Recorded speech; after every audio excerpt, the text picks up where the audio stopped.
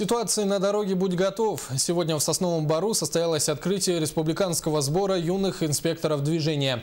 Почти месяц детей, съехавших со всей республики, будут обучать правилам поведения на дороге. Продолжит тему Павел Танин.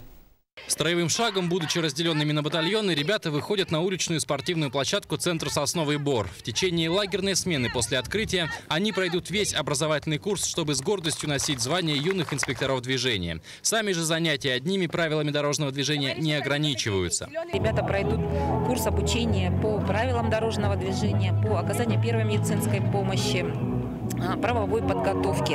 То есть получат минимум необходимых знаний для того, чтобы на дорогах вести себя правильно и чувствовать себя в большей безопасности. В республике эти сборы проводятся традиционно. В этом году они стали 18-ми по счету. Организаторами на протяжении этих лет являются как само управление ГИБДД, так и Республиканское министерство образования. Во многом благодаря второму время проведения сборов удалось увеличить. Благодаря руководству Министерства образования наша профильная смена расширяется и уже не в течение 8 дней проводится, а в течение целой лагерной смены 21 день.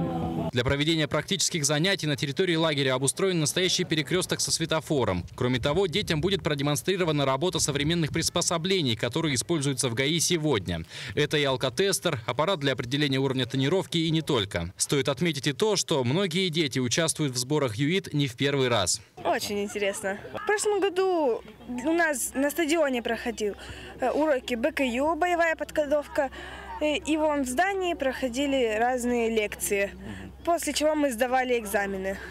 И там за зданием Соснового Бора у нас проходила фигурная езда на велосипеде. В конце смены среди участников будут проведены экзамены, по итогам которых самые лучшие поедут на всероссийские соревнования юных инспекторов движения в следующем году.